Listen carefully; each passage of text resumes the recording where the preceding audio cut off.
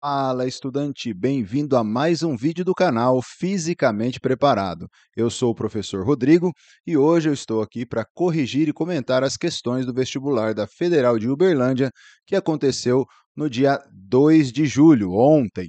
Maravilha? Bora então para a nossa correção. Muito bem.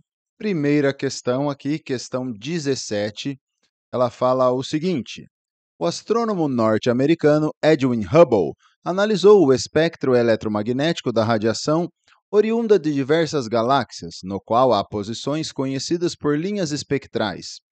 Em sua análise, Hubble notou que as linhas estavam deslocadas para o vermelho. Com base no efeito Doppler, é correto concluir que as galáxias estão. E aí ele quer saber se está se aproximando ou se afastando. Esse efeito é conhecido como redshift, e esse efeito Doppler ele é mais bem observado quando a gente está falando do som, né? Quem nunca ouviu um carro passando, né? Aquele barulho. Nhão. Por que acontece isso? Aqui eu tenho uma fonte sonora, está emitindo ondas, essa fonte ela está parada, e aqui estão as ondas sonoras emitidas por ela, né? Quando você tem um movimento da fonte, por exemplo, para a direita, observe que aqui, ó, cada uma dessas linhas aqui é a crista da onda. Então, a gente tem aqui o comprimento de onda, um comprimento de onda. Quando essa fonte se movimenta, se eu pensar que existe um observador do lado direito e um observador do lado esquerdo, o observador do lado direito vai observar, né, vai ouvir o som com um comprimento de onda reduzido. Já o observador que está aqui do lado esquerdo vai ouvir um comprimento de onda maior. Como a velocidade da onda é lambda vezes f, veja, nós temos um comprimento de onda alterando e assim a frequência vai ser alterada. No caso da luz, isso também acontece. Se você altera o comprimento de onda, você altera a frequência, e frequência, no caso da luz, é a cor. E assim a gente tem o desvio para o vermelho. No caso aqui, as galáxias, né, a experiência de Hubble, vai ser aqui a letra B, mostra que as galáxias então estariam se afastando de nós. Quanto mais rápido elas se afastam, mais as linhas se deslocam então para o vermelho. Se elas estivessem se aproximando, o desvio seria violeta e não vermelho. Beleza? A alternativa correta aqui então é a letra B. Maravilha! Qualquer dúvida aí, galera, é só mandar aqui nos comentários que eu vou responder. Questão 18, uma questão de mecânica. É clássico, né? Bloquinho que empurra bloquinho. Uma empilhadeira empurra com uma força constante de 1.200 newtons 3 caixas emparelhadas, 1, 2 e 3, estão em uma superfície sobre o qual o atrito é desconsiderado. A caixa 1 tem massa 400 kg, vamos anotar isso. Massa 1, 400 kg. A caixa 2 tem massa 100 kg. E a caixa 3 tem 700 kg. Muito bem. Cada lateral da caixa 2, que está em contato com as caixas 1 e 3, suporta uma força máxima de 750 newtons sem se romper. Quando o conjunto é empurrado pela empilhadeira, a força com que a caixa 2 empurra 3 é 800, 1 empurra 2 é 400. Bom, para a gente poder fazer essa análise de forças, nada melhor do que a gente isolar esses três corpos. Vamos fazer isso então, ó. Vamos isolar as três caixas aqui, ó. Então tem a caixa 1, vou pegar aqui a caixa 2, só para a gente poder enxergar as forças que atuam, tá certo? Vamos colocar a caixa 2 aqui, fazer aquele diagrama de corpo livre, né? E aqui a caixa 3.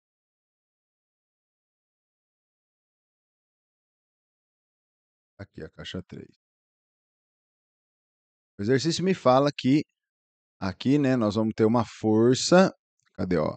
A empilhadeira, ela vai empurrar com uma força de 1.200 a caixa 1. Então vamos colocar essa força aqui, que está aplicada pela empilhadeira sobre a caixa 1. uma força F aqui igual a 1.200. Além dessa força, nos 3 blocos nós temos a força peso, né? Porque se está na superfície da Terra, tem peso porque está sendo puxado aqui pelo centro da Terra através do campo gravitacional. Então, peso 1, peso 2, peso 3. Nós temos como a força normal e a superfície que o piso aplica em cada uma dessas caixas, N1, N2, N3, sempre perpendicular ao plano de apoio. E aqui é o seguinte, quando a empilhadeira empurra a caixa 1 vai empurrar a caixa 2, vamos chamar aqui de F12. Como toda ação tem uma reação, a caixa 2 empurra a caixa 1, eu vou chamar aqui de F21, beleza? E a caixa 2, por sua vez, vai empurrar a caixa 3, porque a caixa 1 empurra a caixa 2 empurra a caixa 3, força que 2 aplica em 3, e recebe da caixa 3 a reação, força que 3 aplica em 2. O exercício está dizendo que a lateral da caixa 2 ela suporta até 750 newtons, ou seja, a F12 e a F32 não podem superar esse valor. Legal? Quando essa empilhadeira empurra essas 3 caixas, eu poderia pensar, por exemplo, que essa força F de 1.200 newtons é a resultante sobre esse sistema de 3 blocos aqui, ó. Vamos imaginar como se fosse um blocão único aqui, ó, cuja massa é a soma das 3, ó. Como se fosse um único blocão.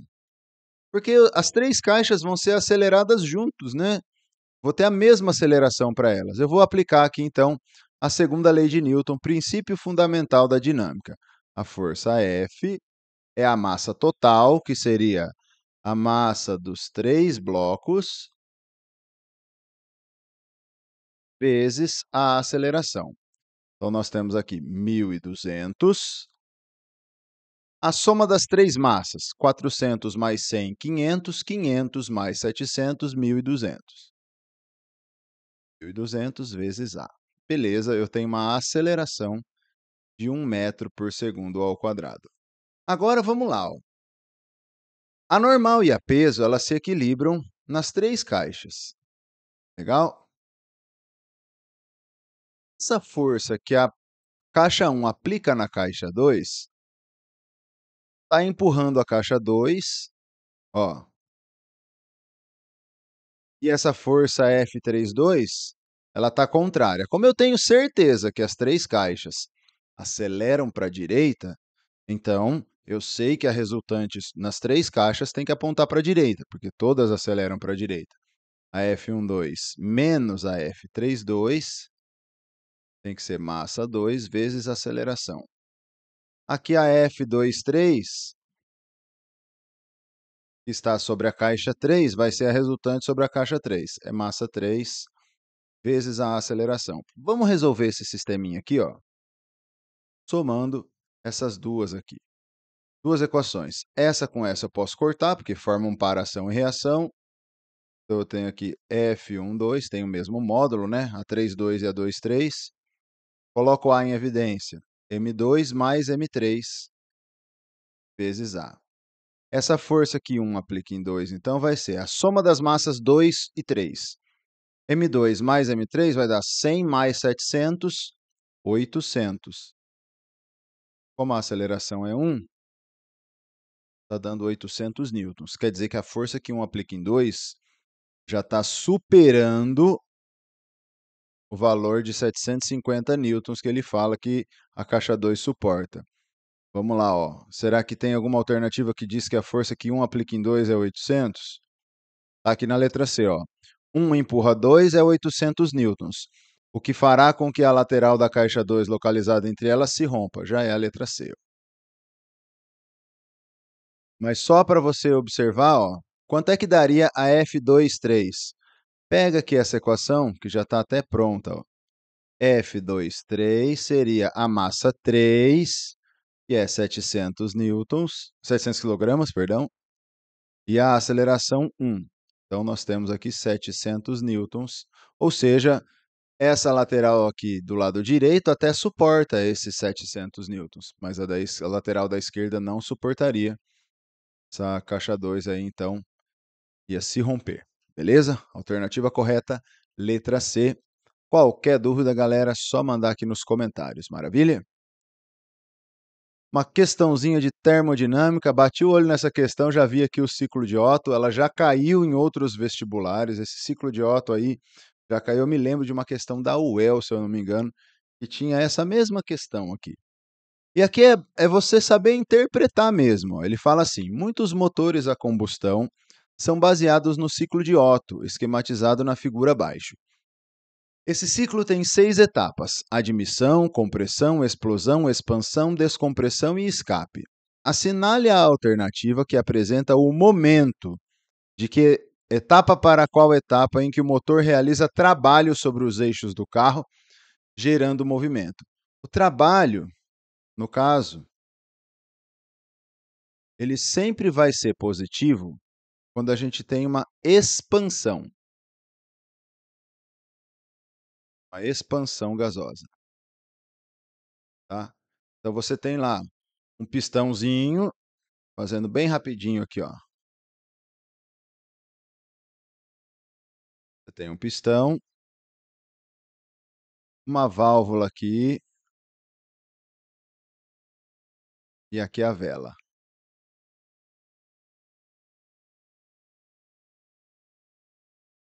É o pistão que é acoplado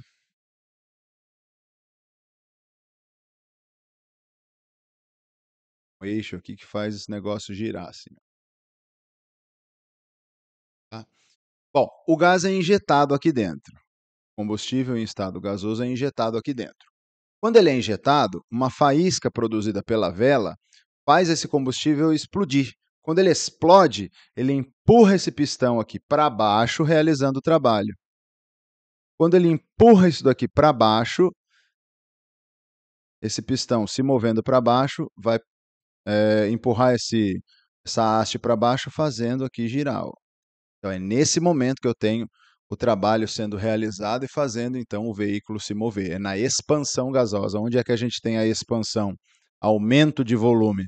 É da etapa 3 para a etapa 4, olha só. Aqui eu teria um volume inicial e aqui eu teria um volume final maior. Portanto, de 3 para 4, a alternativa correta é a letra D. Beleza? Muito bem, muito bem. Questão 20. Questões 20 e 21 são questões teóricas, por isso deixei aqui tudo na mesma folha. Fala assim: imagine que você irá para um quarto completamente escuro e nele serão colocados um de cada vez os itens listados a seguir: uma folha de papel branco, um anel de brilhantes, um pedaço de material fosforescente retirado de um ambiente iluminado, um pedaço de ferro incandescente, um gato cujos olhos estarão voltados para você em um espelho. Assinale a alternativa que apresenta todos os itens que você verá nesse quarto completamente escuro. Quando ele fala que está completamente escuro, ele está dizendo que não tem nenhuma fonte de luz ali externa, a não ser os materiais que estão ali. Então, tudo que a gente enxerga ou é porque emite luz própria ou porque reflete a luz que chega neles. Dessa listagem que ele forneceu aí, eu só vou conseguir enxergar aquilo que emite luz própria, ou seja, aquilo que for fonte primária de luz. Uma folha de papel branco não emite luz própria, ela só reflete a luz. Um está fora. Um anel de brilhantes, a mesma coisa. Um pedaço de material fosforescente, esse eu consigo enxergar, está emitindo luz própria, uma fonte de luz primária. Material fosforescente é aquele material, por exemplo, de interruptor. Sabe quando você fica no ambiente, está claro, aí você apaga a luz, por exemplo, do quarto e você vê o interruptor brilhando? Né? Ele meio que absorve a luz por um tempo e fica ali brilhando por um certo tempo. Logo, por isso que ele fala, retirado de um ambiente iluminado. Ele ainda vai estar emitindo luz. A 3 eu vou conseguir enxergar. Um pedaço de ferro incandescente. O ferro está tão quente que está emitindo luz, né? Ele fica vermelho. E quanto maior for a temperatura, ele vai passando para o amarelado até chegar no branco, quando ele está muito quente. Então, eu consigo enxergar.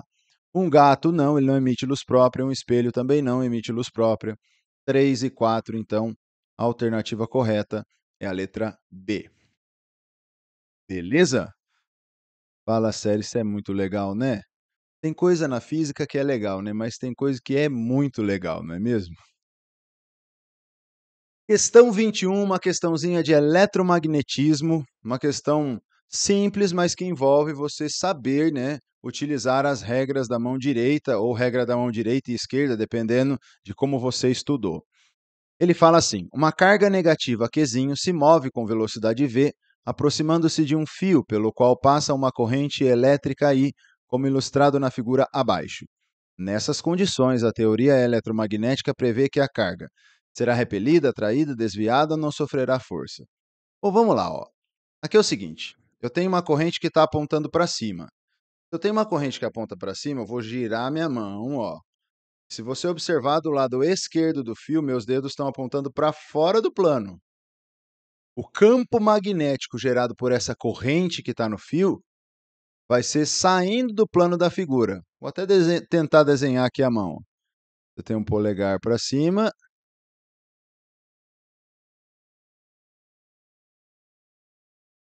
A mão aqui assim, né? Ó.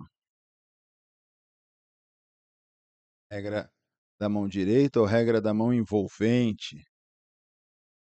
Então, nessa posição aqui, você tem um campo magnético saindo do plano da figura. Opa! Tá indo, né, Rodrigão? Não entrando. Aí. Esse é o campo magnético gerado pelo fio. Maravilha. Aí agora eu vou usar a regra do. Eu gosto de usar a regra da mão direita, a regra do tapa. O sentido do tapa é o sentido da força magnética, porque uma carga elétrica em movimento, essa carga é negativa, né? Ele fala ali, carga negativa. Carga elétrica em movimento numa região que existe campo magnético fica sujeita a uma força magnética, que é sempre perpendicular à velocidade e ao campo magnético. Essa força magnética, ela só consegue desviar a partícula, ela só consegue mudar a direção do vetor velocidade, fazendo com que ela execute um movimento circular. Talvez não execute o círculo inteiro, mas o movimento será circular. Vamos ver para onde que essa partícula se desviaria. O campo magnético, então, ele está saindo. Ó, vamos colocar meus dedos, ó, saindo do plano da figura. A velocidade, ela está apontando aí, ó, para a direita. Percebe que a palma da minha mão está voltada para baixo, ó, para baixo. O sentido do empurrão seria para baixo. Como a carga é negativa, a gente inverte o sentido. Se fosse uma carga positiva, eu já colocaria na figura, força magnética para baixo. Como ela é negativa, a gente inverte o sentido da força e eu vou ter uma força magnética aqui apontando para cima. Essa força magnética vai fazer com que essa carga aí se desvie, executando uma trajetória assim, ó, circular. Pelo menos um trecho dela vai ser circular. Então, ela será desviada magneticamente em sua trajetória, mantendo o módulo de sua velocidade, já que essa força magnética ela vai fazer o papel de força centrípeta. Beleza? Muito bem, muito bem. Estamos aí chegando ao final da correção. Questão 22, uma questãozinha aí de conservação de energia. Fala assim: em uma rampa sem atrito, vamos até grifar essa informação, são colocadas duas esferas A e B, sendo a massa de A 1/3 da massa de B. Vamos falar que a massa de B tem massa 3m, enquanto a massa de A é m.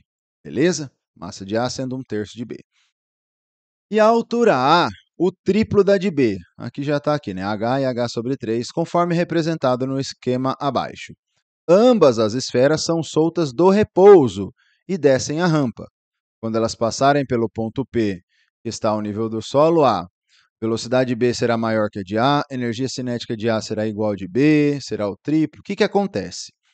Bom, como aqui a gente tem um sistema onde não tem atrito nenhum, a única força que vai atuar aqui vai ser a força peso e a força normal que não realiza trabalho.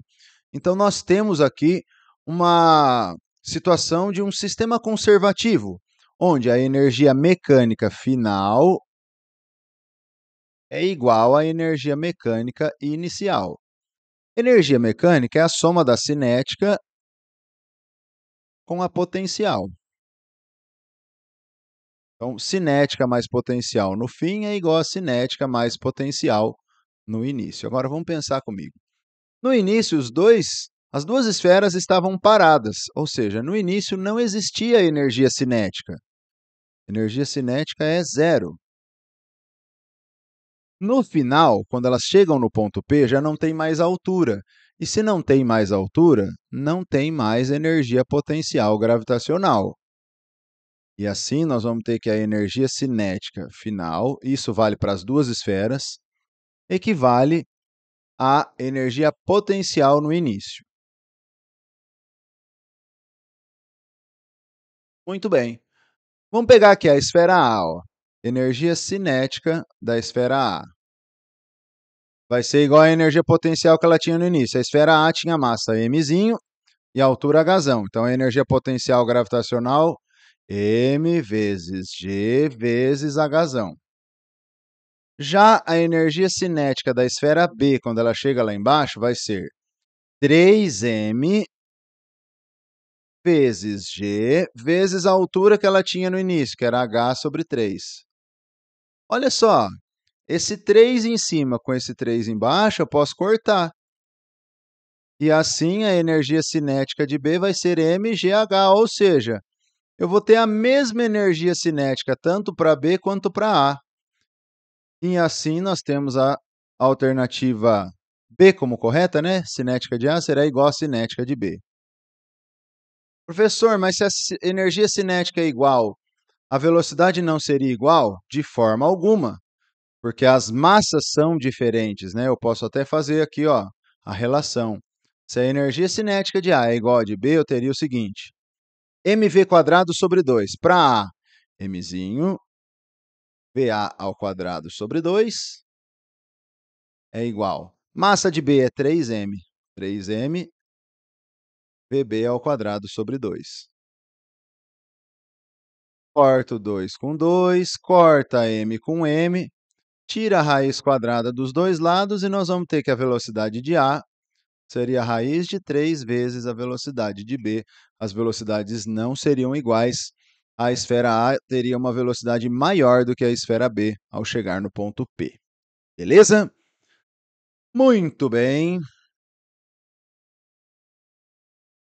Questão número 23, na minha opinião, a questão mais difícil da prova, porque o cara tem que lembrar algumas coisinhas aqui de trigonometria para poder resolver. Ele fala assim: um bloco de gelo escorrega sobre uma rampa cuja inclinação é tal que a velocidade do bloco é constante.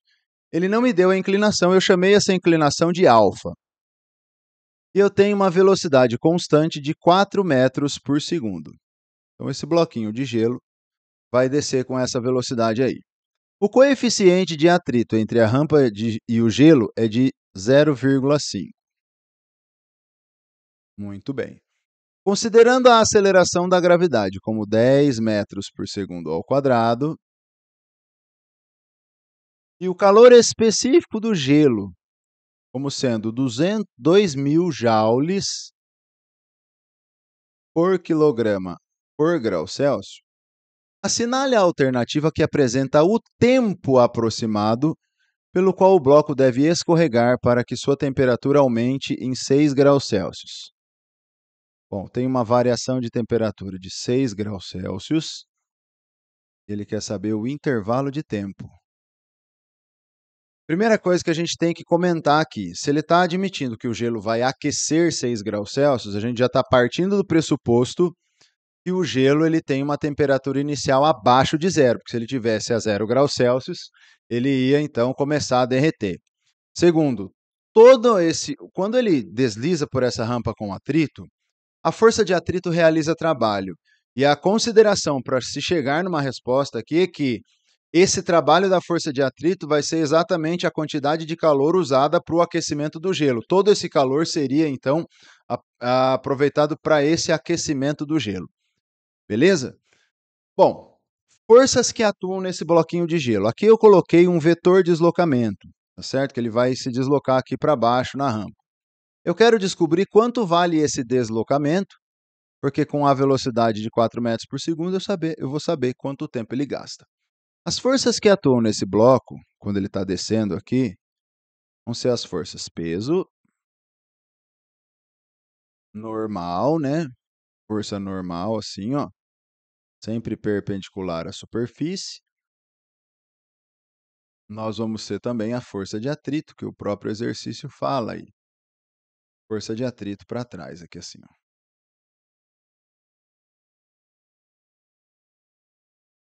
Muito bem. Essa força-peso eu vou fazer a decomposição dela. Eu vou ter uma componente aqui paralela ao apoio, vou chamar de Px, e uma componente perpendicular,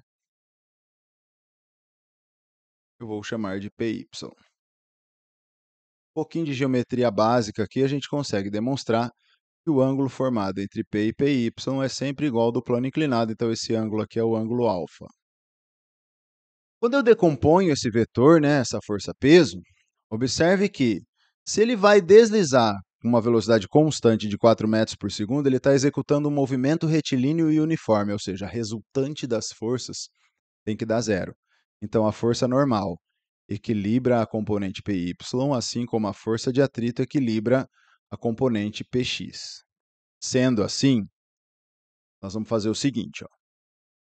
Eu quero descobrir esse deslocamento. O trabalho que a força de atrito realiza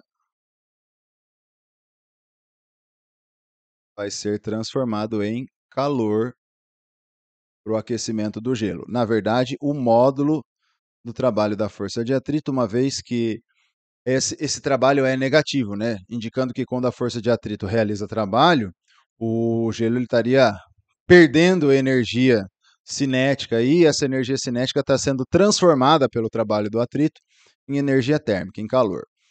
Bom, como a força de atrito é constante, o trabalho é calculado fazendo força de atrito vezes o deslocamento vezes o cosseno do ângulo entre a força de atrito e o deslocamento. O deslocamento é aqui, para baixo, mas a força de atrito é para cima. Esse ângulo aqui, ó, é 180 graus. Legal? Então, nós vamos colocar lá, cosseno de 180. A quantidade de calor para aquecer o gelo é, que macete, mc delta θ. Força de atrito é μ vezes normal. Aqui em módulo, né? Pode esquecer. Cosseno de 180 é menos 1. Então, ficaria menos φ vezes d. Como está em módulo, eu já vou extrair o módulo, vai ficar assim, a força de atrito vezes o deslocamento. Mas força de atrito é μ vezes normal vezes o deslocamento, isso é igual a mc delta θ. A normal, conforme nós vimos ali, ela tem que equilibrar a componente Py. Então, normal igual a Py, que é P vezes cosseno de alfa, é a componente P cosseno alfa. Se você não sabe fazer essa decomposição de vetores, tem um pouco de dificuldade na parte vetorial, tem vídeo aqui no canal. Eu fiz uma playlist de 4 vídeos explicando toda a teoria vetorial. Acho que vale a pena você conferir, tá certo? Eu vou deixar aqui, ó, em algum lugar aqui em cima, vai estar lá para você ser encaminhado direto para essa playlist. Legal? Bom, continuando aqui.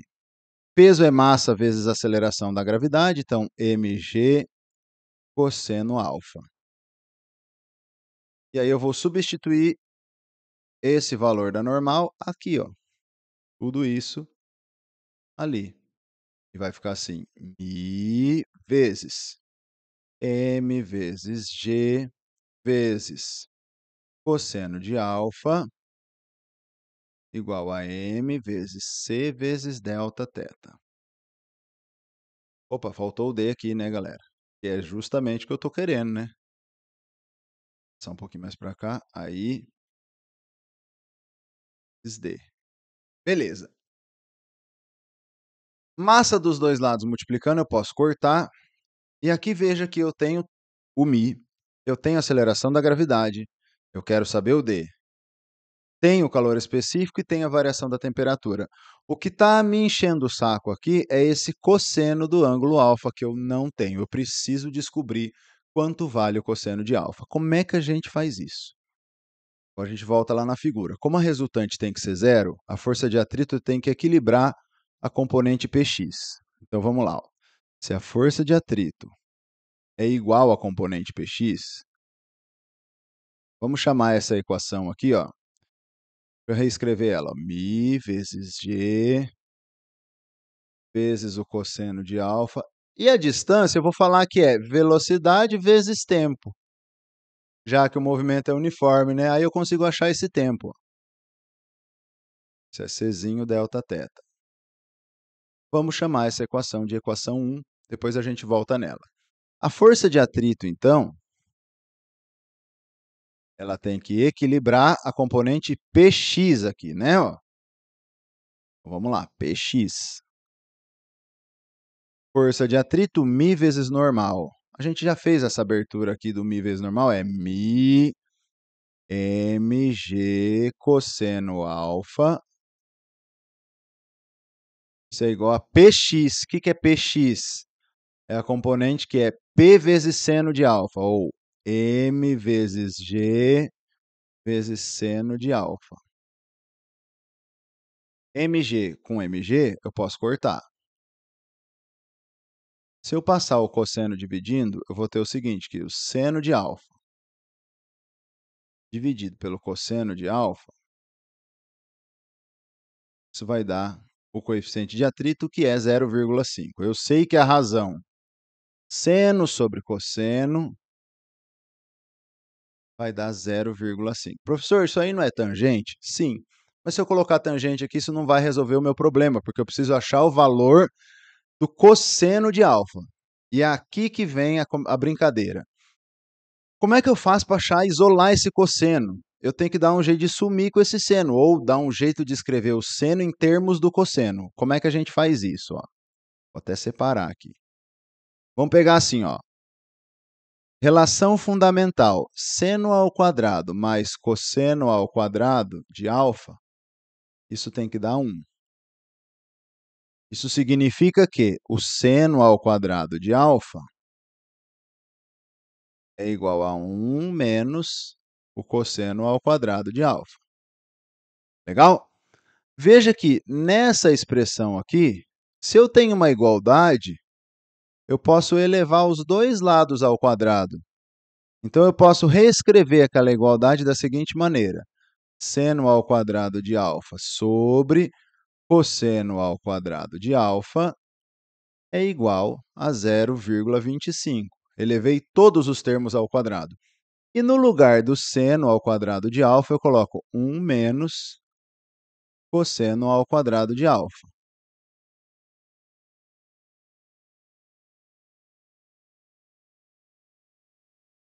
É igual a 0,25.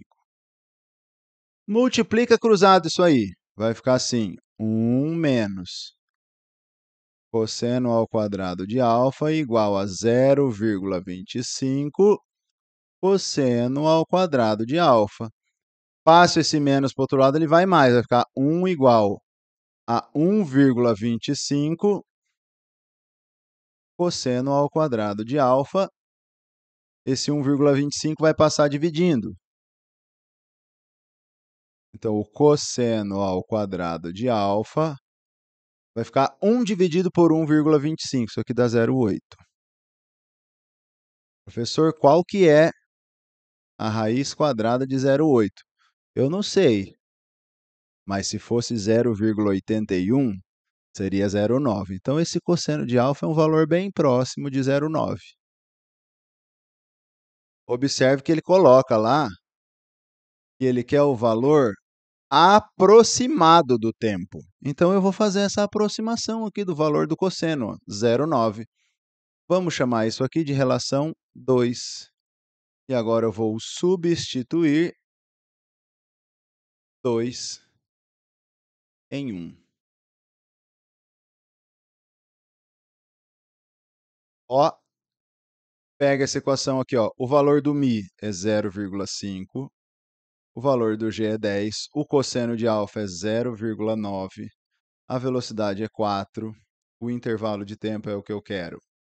O calor específico é 2000 e a variação da temperatura é 6 graus Celsius. Todos os valores aí, o ΔT então vai ficar 2000 vezes 6, 2000 mesmo, 2000, 12.000 sobre 10 vezes 0,9 vai dar 9, 4 vezes 9, 36, 36 vezes meio dá 18. E fazendo aí 12.000 dividido por 18, vai dar 666,7 aproximadamente segundos. Se eu dividir isso por 60, o que vai dar aproximadamente 11 minutos. Das alternativas que ele me fornece aí, ó, a mais próxima é a letra C, 10 minutos. Questão bem trabalhosa. Achei uma sacanagem eles fazerem isso, né, de ter que fazer todo esse rolê para achar esse cosseno. Mas enfim, né, daria para ter resolvido. Beleza? Um pouquinho aí de matemática e a gente consegue resolver. Questão difícil, tá, gente? Beleza? Vamos para a nossa última questão. Uma questão aqui de eletricidade. Fala assim, em uma instalação elétrica, as pontas de um fio ôhmico de resistividade R e comprimento L estão submetidas a uma voltagem V, que faz passar por ele uma corrente elétrica I. Considerando essa situação, analise as asserções abaixo. Para uma dada corrente, a energia dissipada por intervalo de tempo, quando ele fala energia dissipada por intervalo de tempo, eu tenho que ler aqui potência. Tá? Potência é a energia dissipada pelo intervalo de tempo. É a potência dissipada. Então, para uma dada corrente, a potência dissipada aqui é diretamente proporcional ao comprimento L. Vamos pensar o seguinte. A potência em um condutor, em termos de suas características físicas, que tem a ver com a sua resistência elétrica, e da corrente, vai ser essa expressão aqui. Vamos lembrar que, pela segunda lei de Ohm, a resistência é dada pelo produto da resistividade, do comprimento, e embaixo a gente tem a área. Então, a potência, afirmação 1, a potência vai ficar, no lugar da resistência, eu vou colocar ali, Rzinho L sobre A, vezes I ao quadrado. Para uma dada corrente, ou seja, um valor fixo de corrente, a potência é diretamente proporcional ao comprimento L? Sim, né? Ó, a potência está sendo diretamente proporcional a L. Se eu aumento L, de fato, a potência aumenta na mesma proporção. Portanto, a afirmação 1 está correta. Afirmação 2. Para uma dada voltagem agora, a energia dissipada por intervalo de tempo, ou seja, a potência, é inversamente proporcional ao comprimento. Agora, o que é fixo é a voltagem. Bom, voltagem,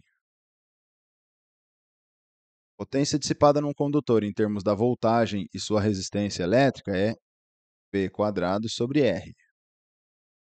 Como a resistência é tudo isso aqui, vamos dar uma mexida, vai ficar V ao quadrado sobre Rzinho L sobre A. Seguro o primeiro, multiplico o segundo invertido. A potência, então, vai ficar V quadrado vezes A sobre Rzinho vezes L. Então, está correto também. São inversamente proporcionais. Se eu aumento o comprimento, olha só, a potência diminui na mesma proporção. A afirmação 2 está correta. Aqui a gente já chega na resposta, porque a única que tem 1 e 2 é a letra B, né? Mas vamos analisar as outras e ver por que não é. 3. O produto da corrente pela voltagem é o mesmo para qualquer comprimento. Mentira, porque o produto da corrente pela voltagem é a potência.